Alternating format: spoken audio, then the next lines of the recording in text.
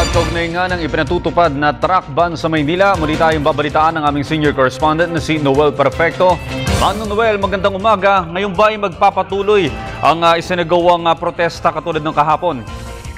Tama ka dyan, Audrey. Medyo hindi protesta ang tawag nila dyan. They call it a truck holiday. Kung saan, yun, patuloy pa rin ang pangamba na nakaambang ng mas malaking problema na kakaharapin sa ekonomiya ng bansa.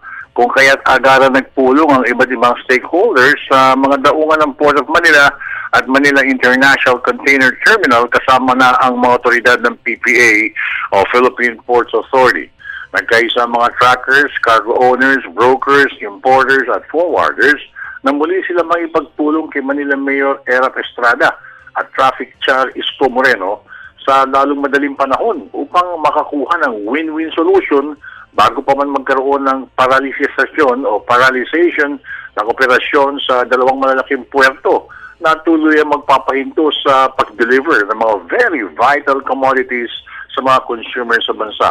Ayon sa mga stakeholders, kapag hindi makalabas sa tamang oras at panahon ang mga magdi-deliver na truck, magkakaroon ng congestion sa ports na pagsisimula ng mas matinding problema sa darating na mga araw.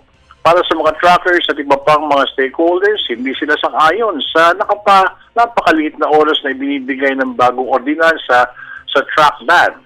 Ayon naman kina Mayor Erap at Vice Mayor Isko Moreno, sumunod muna sila sa ordinansa bago umangal. Yan ang aking susubaybayan, Audrey, ngayong araw na ito at yan ang ating ng Telebisyon ng Bayan. Good morning, Audrey. Maraming salamat, Noel Perfecto.